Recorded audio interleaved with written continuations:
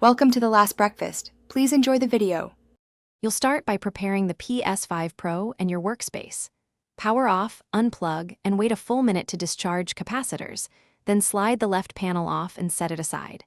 Make sure you have an NVMe PCIe Gen 4 X4M, two 2280 drive in the supported capacity range, the small Phillips #0 screwdriver, the thermal pad, and the screw from the console. Once done, keep the mounting standoff visible.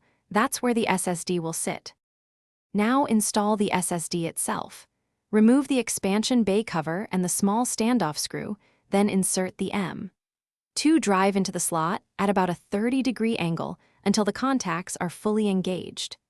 Gently press the other end down onto the standoff and secure it with the screw. Apply the supplied thermal pad over the SSD controller area for heat transfer before replacing the metal cover. Make sure the drive sits flat and the screw is snug but not over-torqued. Finish by reassembling the Ps5 Pro and powering it up. The system should detect the new M.2 drive and prompt you to format it. Follow the on-screen steps so the console can install the proper file system. Once formatted, move or install games to the SSD from setting storage to take advantage of faster load times. If the drive is not recognized, power down, reseat the SSD and standoff, verify it's a Gen 4 X4M, 2280, and reapply the.